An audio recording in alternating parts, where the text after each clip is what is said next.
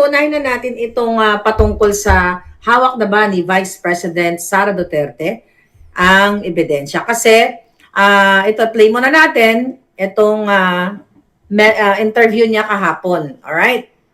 Sa problema ng droga, lalo po yung malala.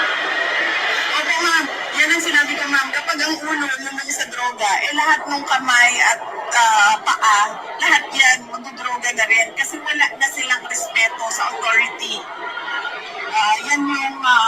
Kapag ang ulo ay lulong sa droga, pati ulo, pati kamay, paa ay lulubog dahil nga lulong ang ulo, ang puno, di ba, sa droga. Lulong. Okay? Kaya ito yung siguro sinasabi ni Amy Marcos na lulong na kapatid niya, pero ayaw pa rin niyang pangalanan. O, ipabayan na natin kay Vice President Sara Duterte. Problema natin ngayon, lahat ng tao, nagkakanya-kanya na ang mga illegal at kriminal. True ba yung presidente natin na well, mag-assume na lang tayo na totoo dahil ayaw niya magpa-drug. Mag-assume na lang tayo na totoo kasi ayaw niya magpa-pulburon test. Eh takot na takot nga si Bangag sa pulburon test. 'Di ba? Kahit sa kabila ng mga manifestations ng kanyang ngangabels, ng humingi-wingi-wi, eh takot si Bangag. Takot nga sa akin yan eh. Takot nga sa akin yan. Hinahamon ko yung buwaka ng inang yan dito sa California. 'Di ba? Takot siya sa pulburon test at takot siya sa authentication ng California expert, alright, na forensic expert. Tuloy natin sinabi ni Vice President Sara. Test. Meron siyang video ng paggamit ng droga na hindi nila ma-deny kasi authenticated. Tapos, I love you for that, Vice President Sara. Hindi niya ma-deny kasi meron siyang video na nakikita na sumisinghot at ito'y authenticated pa. Okay? Kahit anong gawin na kasinungalingan ng tagapagsalita o yung mga jutang ginimes na kasabwat ni Bangag sa lahat ng ahensya ng gobyerno, eh hindi nila counter-counter yung authentication. Sabi ko nga, kung ito ay sinasabi nilang fake news at deepfake, eh bakit hanggang ngayon wala pa rin kaso si Bangag laban kay Maharlika? Inaantay ko nga mga jutang ginines. Tingnan natin sinabi ni Inday. hinamon siya ng isang senator candidate na Akala ko ako yun ang hamon senator candidate pala. Okay. Senator candidate, I think that's Attorney Vic Rodriguez, sa drug test. drug test. Oh, yeah. Magpa-drug test. Attorney Vic, yun lang yun. Okay. Tapos, hinanap ko yung interview, wait a minute. Akala ko yun na yung, dali lang Pero for sure, I think, ito ba yung isa? Tingnan natin kung ito yan. Alright. Wala na yung pinapare nating video dito. Lulong. Ito yung na-ready kong lulong. Ito. Ito, isa pa Nung nagkaroon ng malaking krimen sa Estados Unidos na merong namatay dahil sa drug overdose at makikita ninyo doon sa police report ay nandoon ang pangalan ni First Lady Okay. Lisa Marcos. Sabi ni Inday, Vice President Sara, na nagkaroon ng krimen, ng insidente dito sa Amerika, ay nandoon ang pangalan ni Liza Tanas. Pakinggan pa natin kung ano sinabi ni Vice President. Na isa sa mga tao doon sa loob ng kwarto kung saan yung tao ay nag-overdose sa suspected drug overdose sa hotel room at ang daming nakikitang white powder substance na sinabi doon sa police report ay suspected cocaine din, ay bigla nilang kinuha si Pangulong Duterte. Nung nagkaroon... Okay. Sasagutin natin yan. Ang sabi ni Vice President Sara na every time na lang na may kinasasangkutan ang mga bangag, si Liza Tanas, ay gumagawa sila ng kahindik-hindik na pag-counter sa pangyayari. Pag-counter at sila ay magpapadala ng mga counter-attack, black ops o pagtatanim ng mga kaso sa kanilang kalaban. So sasagutin ko muna yan. Etong sinabi ni, and I'm not really sasagutin, okay? Kasi I believe ako ang unang nag-expose niyan. Right? Ako ang unang nag-expose na according sa ating source ay may namatay na isa sa mga entourage ni Lisa Tanas. Okay? So ngayon, hawak natin yung, actually, hindi ko alam kung anong hawak ni Vice President Sara na ebidensya. Ang hawak ba niya ay video, police report, or testimonya ng mga nandoon o ng mga biktima. Actually, may hawak din tayong, hindi dyan nagdadibakita, baka mapaghanda ang mga Jotang Ginimis. Okay? Ito po ay hawak ko yung itong police report na ito, dated April 21 to sinend sa akin. This is legit, ha? Ayan. So, ayan yung police report. Ay, naka-blurry kasi tayo. Ayan. Naka-blurry pala tayo, naka-blurred. Okay. But anyway, so ito, basahin ko na lang sa inyo. So, dito, mga kababayan, nag-request tayo ng police report. Dito, Police Department, 464 North, Rexford Drive, Beverly Hills, California. April 21 ako nag-request ang regarding response to California response to California Public Records Act request. Alright, so during this time, April 21st, mga kababayan, and up to this day, alright, I'm not sure kung tapos na yung investigation, pero nakalagay dito sa letter, which is ito mga palangga yung letter, naka-blurred lang kasi tayo ngayon. At may natutulog kasi doon, no, na ahas. Anyway, ang sabi dito, this letter is response to your request under the California Public Records Act, in which you seek a copy of police report number 2025-000-11805. The electronic request made to the Beverly Hills Police Department, the BHPD, on April 14, 2025. Okay, April 14 ako nag-request. BHPD's Beverly Hills Police Department has determined that the request in part seeks copies of disclosable public records in the BHPD's possession. Okay? So ngayon mga kababayan, itong na nag-request ako, ang sinasabi dito ng Police Department, under the Act, BHPD is not required to disclose any records of complaints to or investigations conducted by or records of intelligence information of security procedures of the Office of the Attorney General of the Department of Justice, the Office of Emergency Services, and any state or local police agency or any investigatory or security files compiled by other state or local agency for correctional, law enforcement, or licensing purposes. Government Code 7923.600. The records sought in the request fall under this exemption and therefore will not be disclosed. Hindi pa siya muna disclosed. Mamaya babasahin ko tong 7923. Pero dito, kasi mahalaga ito mga kababayan, itong binigay na ito, yung crime incident, death investigation, location of incident is 9876 Wilshire Boulevard, number 504. Di ba? Sinabi ko sa inyo, 504 Beverly Hills, California, 9210 in the Beverly Hilton Hotel. Yun ang sinabi ko sa inyo na may namatay na kasama ni Lisa Tanas sa kanilang pagpunta dito sa Amerika. At ito ay namatay sa Beverly Hilton. May mga lumabas pa nga nun na kesyo namatay daw sa, anong hotel yun? Sa isa sa mga pinupuntahan ko rin hotel na nagsa-social climbing 101 ako. Di sa, was that in Beverly Hills? I forgot. Astoria. Is it Astoria? Ba't Astoria naisip ko? Tama ba? Beverly, I forgot. Help me. Okay, yung high-end dyan na hotel. Not Astoria. Sa Pilipinas yung nasa isip ko. Anong hotel yon sa Beverly Hills? Okay, tingnan natin dito. Ngayon, mga palay, papabasa ko sa inyo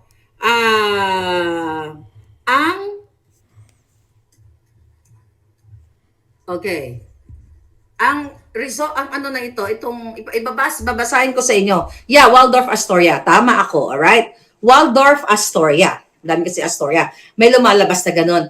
Pero di ba kung natatandaan ninyo, ang aking vlog, Waldorf Hotel. Tama, Waldorf Astoria. Correct, correct. So, kung natatandaan ninyo, sinabi ko sa inyo na, di ba? Gumaganon-ganon ako. Hindi ko pa masabi-sabi sa inyo noon na Beverly Hilton kasi wala pa tayong hawak na black and white.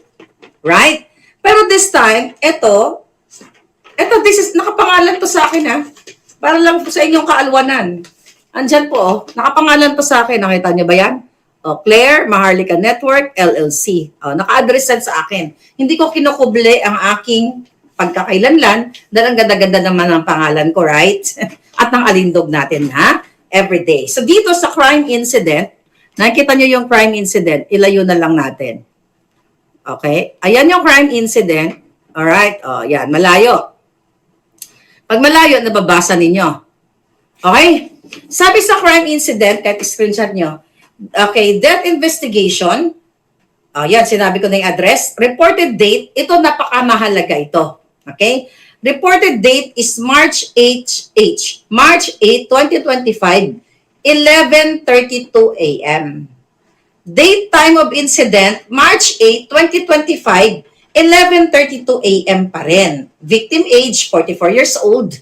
Okay? Tapos ang summary of incident dito, on Saturday, March 8, 2025, approximately 11:30 hours, okay, 11:30 hours officers, 11:30 a.m.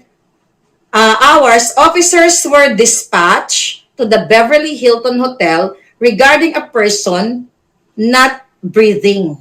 All right?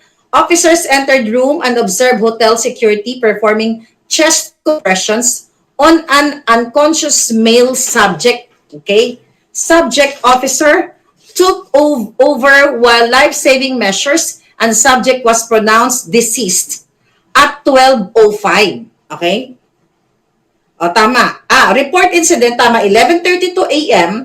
Tapos, ayun na nga, date of incident, 11:32 a.m. So, nireport dito, took over with life-saving measures. So, sinubukan siyang iligtas. Subject was pronounced deceased at 12:05 hours by paramedics. Ayan na, ito po ay naka-address sa akin na. Ayan, may pirma yan. Okay, ito. Pakita natin to. Okay, ayan. Show. Okay. Ayan, yan. Layo na natin. Ayan, nakita nyo yung oras dito. Pag malayo kasi ito, ayan, nababasa nyo, di ba? Ayan, may pirma yan. So, pinirmahan yan ni Donna Summer, no? Ni Donna, okay? Number 826, record supervisor. So, ito yung hawak ko. Police report po ito na pinrint natin na ako mismo ang nag-request nito. So, ngayon, sabi ko kanina, during this time, nung ni-request ko ito noong April 14, ay actually, 2 beses ako nag-request. March, di ba yung una, pinakita ko sa inyo, March 25, I believe, sayang hindi ko na-prepare. Then, pangalawang request ko na to. Kasi during that time, wala pa silang maipoprovide na information. Ngayon, klaro na may namatay talaga noong alas 12:05 dito sa Beverly Hills Hilton Hotel, March 8, 2025. I-take note nyo yung March 8, 12:05, 2025. Kasi nga, mga kababayan, ito ay napakahalagang bagay, napakahalagang impormasyon sa mga krimen na nagaganap sa iba't ibang bahagi ng mundo. Okay? Tignan natin. Ngayon, okay, titignan lang natin dito ang, okay, I think may letter. Meron na kasi akong letter na statement. Okay, ito ba? Alright, here we go. Kasi nag-ready na ako ng letter next sa Beverly Hilton, Beverly Police Department. Dahil sinabi ko kanina doon sa letter, dito sa letter na ito, na may binabanggit siya na government code. Here's the government, kahit i-google nyo pa yan, government code 9723600. Okay? Yung government code na yan, na 9723600, yan po yung nakalagay dito. Okay? Ito nga pala yung sulat ko. Ito na lang. Hindi ko pa ito na-mail. Okay. Ang sabi ko dito, alright.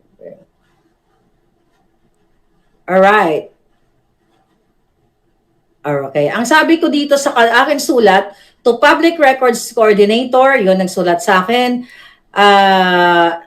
Ito, nagre-request ako ng CPRA request letter because, sabi ko, because it is public interest. Sabi ko dito, pursuant to the California Code Records Act 792, okay? 792, ano na ba yun? 972-3600. Alright. 792.00. Sabi ko, I respectfully request to and copies of any records, reports, or investigative documents relating to the incident involving yung namatay. Sabi ko, dito, who reportedly died on or around, di ba? Tapos i-attach ko to in Beverly Hilton, Beverly Hills. Sabi ko, allegedly under the influence of illegal substances. This incident has been widely discussed due to its alleged connection to the First Lady Satanas of the Republic of the Philippines. Ngayon, sabi natin dito sa sulat natin, this request is made in the public interest, sabi ko sa kanya, and not for any commercial purposes. The matter involves individuals with significant public roles, and the public has a right to know whether any official misconduct, pulburon-related criminal activity or obstruction of justice may have occurred. Okay? Mahaba pa yung sulat ko. Tapos, ang sinabi ko pa pala dito sa huli, sa dulo, if any portion of the record is exempt under the Government Code 7923600 or any other exemption, I request that any reasonably segregable portion of the record be provided, and that you justify the withholding of any part of the records by citing the specific exemptions applied. Ayan. So ngayon, ang ibig ko dito sabihin mga palangga, kasi itong government code na sinasabi nila, hindi pa nila ma-provide. During this time, hindi ko alam kung anong hawak ni Vice President Sara. During nung April 14, okay? At sumagot sila nung April 21, mga palangga, wala pa silang ma-provide because of that government code. Kasi nga, kung babasahin mo yung code na yan, ang pinaka-ano niyan ay under investigation pa. Dito naman sa Amerika, kapag under investigation naman talaga, hindi ka pa pwedeng bigyan ng record. But May na tayo ngayon, ha? We're talking April 21 yung sagot sa akin. I don't know kung ano na yung ngayon, yung update. Pinapaliwanag ko lang sa inyo na once na matapos na ang investigation, alright? Then pwede na sila magbigay o i-publish, 'di ba? Etong itong incidenteng ito. Pero it's true na may namatay noong March 8, declared ang pagkamatay niya ng 12:05. Ngayon, mga kababayan, ang paliwanag ng mga bangag na sinasabi nilang fake news tayo, fake news si Inday, diba? Ganun naman, wala naman silang pwedeng ibato kung di ang sabihin na fake news tayo. Okay. Diba, ang tagal natin pinag-usapan, nasa na si Lisa Tanas kasi according to our source, nagkaroon siya ng extended immunity, kaya hindi siya na kulong dito sa Amerika, pero na-hold siya for questioning. Ngayon, siguro nanonood naman kayo ng mga balita kahit papaano at narinig nyo yung depensa nitong mga bangag. Ang sabi ni Clarissa Taratara, nakapanood ko na fake news daw tayo kasi daw March 10, right? March 10, 2025 ay dumating na si Lisa Tanas sa Pilipinas. Alright. Ngayon, March 11, nagkaroon na raw ng Girl Scout event, So, mga kababayan, okay, kung ito ay nangyari ng March 8 dito sa Pilipinas, 11:30 is around plus 16 tayo, di ba? It's around 3 a.m. Magdudamat nga kayo. It's around 3 a.m. sa Pilipinas. Kung 11:30, nireport itong insidenteng ito, mga kababayan, So sa makatuwid, ang petsa sa Pilipinas, dahil advance tayo dyan, plus 16 tayo, ay March 9, 2025. Okay? So ngayon, eto nga ang isang malaking tanong. March 8, nandito pa si Lisa Tanas sa Amerika. Nandoon pa siya sa Noy Pits, doon sa Long Beach area. Long Beach ba yun? Is it Long Beach or anong sakop yun? Somewhere there. Cerritos pala. Okay? So, March 8, nandoon pa si Lisa Tanas, nagpa-party-party. Okay? Ngayon, bakit ko alam? Nandoon yung mga kaibigan ko, mga kakilala ko. Alright? Na nagpa-party. Ang sabi nga ng mga kaibigan, nag-send pa nga sa akin ng picture. Ang sabi ng mga kaibigan ko, ang nget pa ni Lisa Tanas, tuyot na tuyot, at ang kanyang mukhang formalin, tusok-tusok. At hindi sila nagpa-picture at walang kaklas-klas, pag lumamon parang baboy. Walang kaklas-klas. So March 8 ng gabi, nandito pa sila sa Tanas. Pero tignan nyo kung gaano ka walang puso, gaano ka sinungaling ang buwaka ng inang mga ito. Namatay yung iyong kasama sa entourage. Asawa ito ng iyong appointee na si Dina. Okay? Nandyan, kasama dyan sa Malacanang. Namatayan ka ng kasama mo. Tayo, magkakaibigan tayo, namatayan ka. Namatay, dineclared ng March 8, 12:05. Nagpa-party ka pa sa Cerritos, sa Noy Pits. Alam nyo yan, kayo mga taga Noy Pits dito. Ay, taga Noy Pits, taga Cerritos. Ando doon yung mga kaibigan ko. Ang dami kong kaibigan in the past na in and out sa consulate, yung mga tao dyan sa community, nando doon sila. So, kailan lumipad si Lisa Tanas? Right after ng party? O ipagpalagay na natin, kasi nuknukan sila ng kasinungalingan. Ipagpalagay na natin na yes, dumating siya ng March 10. Okay? Pero anong klaseng demonyo ito? Okay? Namatay? Ito yan, mga kababayan. Ito. Hindi tayo gumagawa ng kwento dito. Nakasalampak ang pangalan ko dito. Ayan, March 8, na pinakita na natin ito sa inyong date na ito. Ayan ang mga natin record. Anyway, mga lang. Okay. Namatayan ka ng kaibigan. Asawa ito ng appointee mo. Okay? Ipagpalagyan na natin na ito ay ito ang bigyan na natin ng ng kadyotahan. O sige, umuwi ka, putang ina mo ka. 'Di ba? Bakit ka nagpa-party at ni isang announcement hanggang ngayon, ni isang condolence, pagkikipagramay, wala kang ginawang buwakan ng inaka. Wala kang pakialam dito kay Mr. Cupido, dito sa taong ito. So, doon pa lang, kung ikaw ay nasa korte o ikaw ay nag-iimbestiga ng isang kaso, di ba? Abogado ka, mga abogado. Kahit hindi ka abogado, may namatay. Kadugo mo, kamag-anak mo, alas 12:05 ng tanghali. Tapos nakuha mo pang mag-party. Bakit siya nagpapakita ng party-party? Para pagtakpan itong namatay na kasama nila sa kanilang trip. Dahil allegedly, our suspected pulboronic, yung pagkamatay. Kasi may mga nakarating tayo na informasyon sa atin na 7 hours pa sila tumawag ng ambulance or ng 911. Kaya, hindi nila siguro alam ang gagawin nila according to our source. And true enough, before ko to inulat sa inyo, wala pa akong papel na ganito.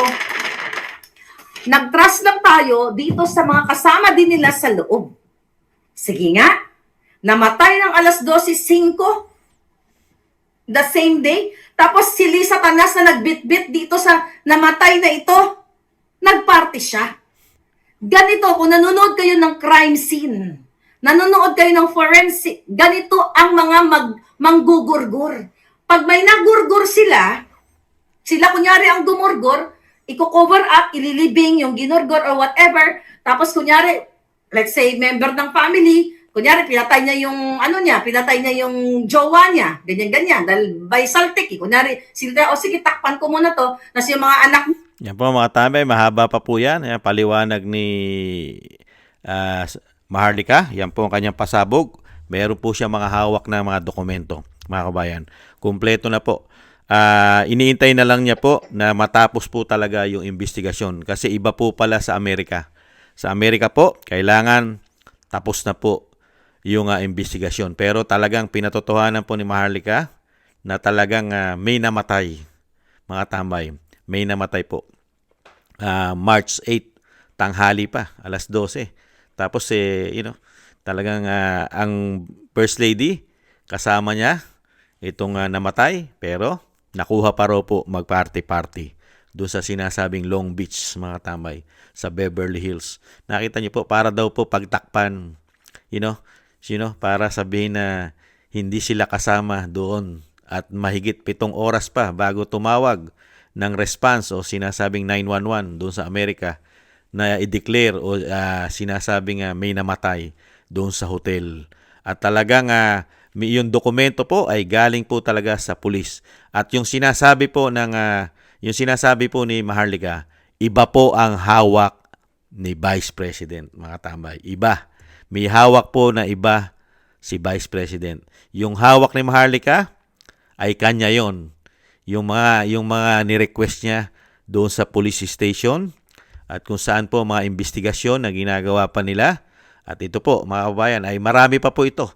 Sunod-sunod pa po ito dahil paglabas po at natapos na po ang final investigation po dito po sa Los Angeles, California, sa may Beverly Hills, check po ay makakakuha na po ng pinale o sinasabing final report ng kapulisan o sinasabing ng judge o kung ano man o sa korte ang Maharlika, mga tambay. Kaya po talagang totoo po na talagang may natsugi na kasama po nila sa entourage at appointee pa ng pamahalaan natin ng asawa nung namatay. Di ba? Yan po ay kumalat. Ang pinakamasakit, hindi man lang hindi man lang sila nakidalamhati yata. At hindi po ito inexpose at walang balita po ito. At hindi po ito pinakita sa atin, lalo-lalo po sa media. Kung ano po talaga ang nangyari, walang viewing, wala lahat. Hindi po katulad ng ibang mga sikat, mga may pangalan, ay ipinapakita po yan sa media. Pero itong kaso na ito, na pagkamatay sa Amerika at dokumentado, may hawak si Maharlika, ay hindi man lang po ito inexpose, mga kabayan. Kaya po yung sinasabi nga po natin dito po sa Attorney Claire na Yusek, mga kabayan, ay mahihirapan po ito magsasagot.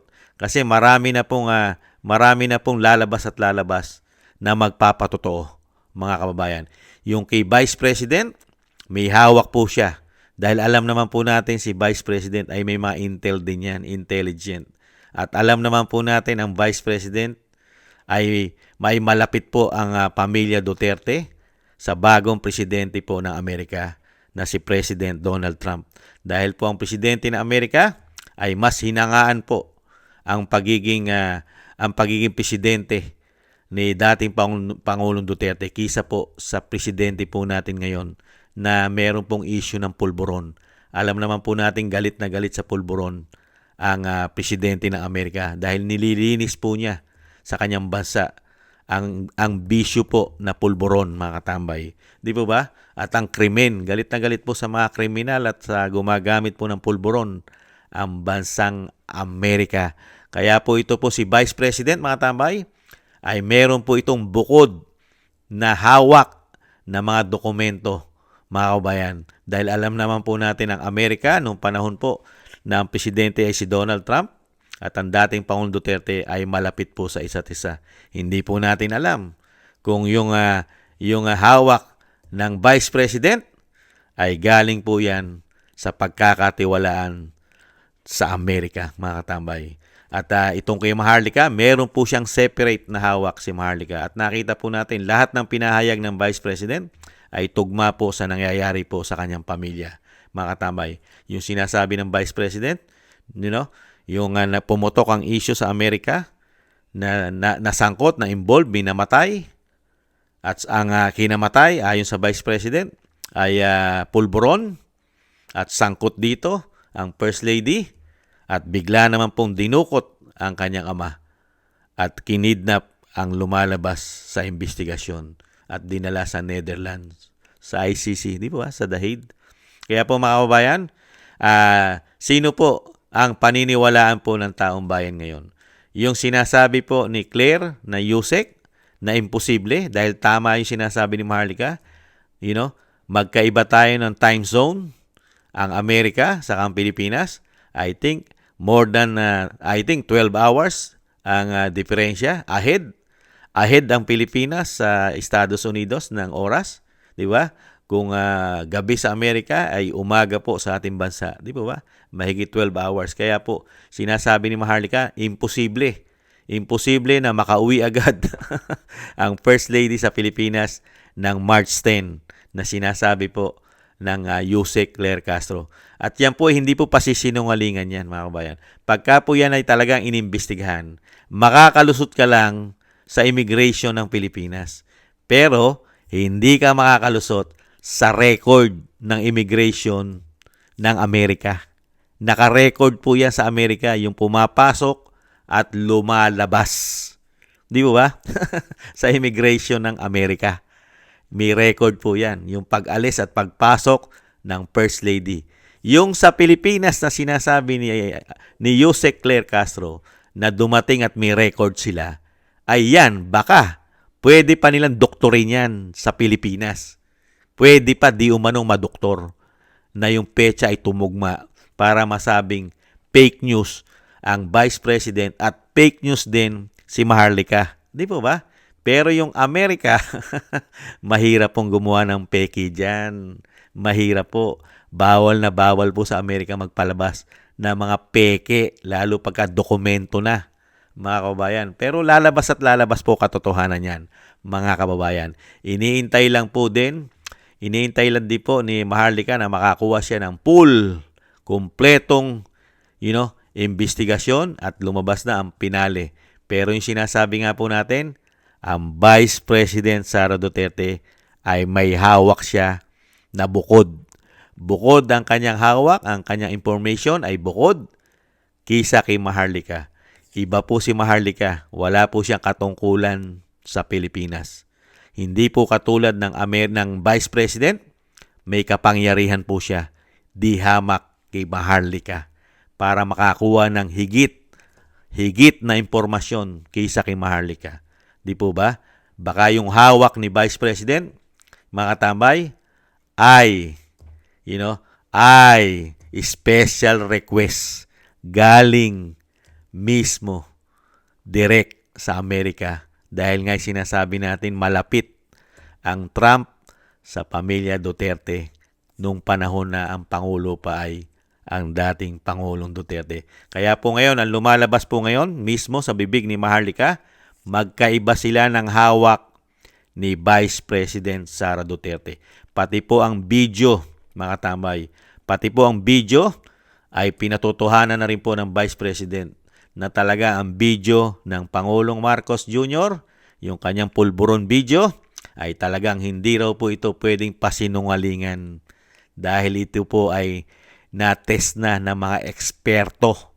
At sinasabi ng mga eksperto sa video na hawak po nila ay totoo at hindi gawa-gawa at hindi peke.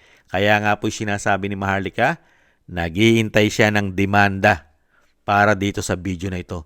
Pero hanggang ngayon ay hindi siya dinidemanda ng pamahalaan, lalong-lalo ni Pangulong Marcos Jr. Bakit kaya, mga kababayan? Kaya po mga kababayan, lalo po silang nababaon sa kumunoy dahil napakarami pong issue ng ating pamahalaan. Isang damukal pong issue sa korupsyon, mga tambay, lalo-lalo yung 2025 national budget, di ba? Napakaraming issue ng korupsyon sa 3 taon sa ating bansa. Tapos naidagdag pa ito pong bagong bago po nga pinaputok ni Attorney Roque yung money laundering na napakarami po, 100 bilyong dolyar, 350 tons of gold ang pinag-uusapan po at iniimbestigahan, pera at ginto ng mga Marcos sa Hong Kong. At isa pang masakit, mga kabayan, nawalan po tayo ng isla, mga katabay. Ayon din kay Atty. Roque, nawalan po tayo ng isla, mga katabay. Yung tinatawag na Sandy Cay. Yung Sandy Cay, mga tambay, ay nakuha na po, nakubkob na po ng China ayon kay Atty. Roque. Nakita niyo po, ang tanong po ng taong bayan, hindi kaya ito ay naibenta na rin kaya nila itong isla? Dahil nung panahon po ni Pinoy, ayon kay Atty. Roque, ay nawalan na rin po tayo ng Scarborough Shore. At ang umuugong po dyan ay naibenta na rin daw po, di umano. Mga tambay, ngayon naman po, sa panahon ni Pangulong Marcos Jr. ay nawalan po tayo ng Sandy Cay, ng ating island o ating isla. Ang tanong ng taong bayan, how much? Magkano kaya naman kung ito ay ibinenta kaya, di umano, mga kabayan, para mapunta sa China? Hindi kaya? Dahil sa panahon ni dating Pangulong Duterte, nada, zero, walang nakuwang isla, island, teritoryo sa ating bansa. Bakit sa kanila? Kay Pinoy, Scarborough Shore. Kay PBBM, Sandy Cay. Ang tanong, how much? May nagkapera kaya? Di kaya? Nagtatanong lang po si Kamanong. Hindi naman po masama magtanong. Di po ba makatambay? Yan po mga tambay, ang pinasabog ni Maharlika na hawak niyang mga dokumento galing mismo kung saan siya nananatili at nakatira. Taga-Amerika po si Maharlika, taga Los Angeles, California, at napakarami niya pong kaibigan doon, mga kababayan. Kumpleto po at meron siyang mga dokumentong hawak. Kaya ano kaya naman ang isasagot dito ng isang Yusek, mga katambay? Sasabihin na naman kaya ng Yusek, fake news, fake news, fake news si Maharlika sa kanyang mga pinasabog, mga katambay. Maraming salamat po, mga katambay. Lalo-lalo po sa ating mga subscribers.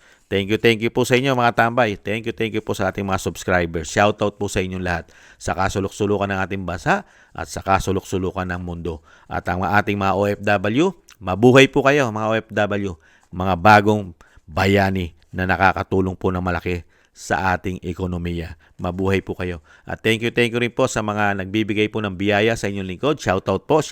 Thank you.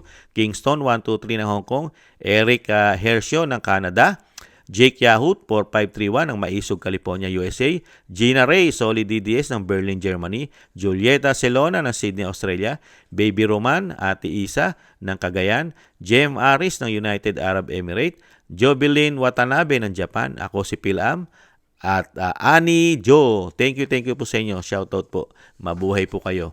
At ingat po. Ingatan nawa po sa inyong mga paggawa. At syempre po, maraming salamat po sa nagusto po ng Tambayang Makabayan sa YouTube at TikTok. At ganoon din po sa mga nagko-comment, like, share, and subscribe. At syempre po, yung bilin po sa atin ng dating Pangulong Duterte at Vice President Sara Duterte. Solid vote, black voting, PDP laban. Black voting, solid vote.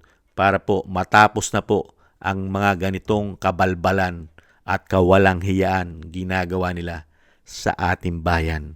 Nahandyan po ang pulboron, korupsyon. Maimbestigahan na po sana yan. At meron na po sanang maparusahan hanggat mahari ay may ma-impeach yung totoo at tunay na may kasalanan at napakaraming ginawang kabalbalan sa atin ang dapat ma-impeach. Di po ba, mga kababayan? At syempre po, yung panalangin at dasal po na maingatan po ang ating Vice President sa kanya pong mga paglabas-labas, kampanya, napakarami niya pong kalaban at talagang nagpapabagsak sa kanya. Maingatan po sana ang ating Vice President. Isama po natin sa dalangin. At ganoon din po ang dating Pangulong Duterte. Siyempre po, panalangin at dasal na ang kanya pong kalakasan, kalusugan at ang kanyang buhay ay maduktungan pa at makabalik sa ating bansa sa lalong mabilis, mga kabayan. Isama po natin sa dalangin at dasal. Maraming salamat po, mga kabayan. Ingat-ingat po tayo. Doble-doble ingat po. Mahirap na po ang sitwasyon ngayon. Napakarami na pong masasama sa ating bansa, mga tambay. Ingat po. Paalam. Bye-bye.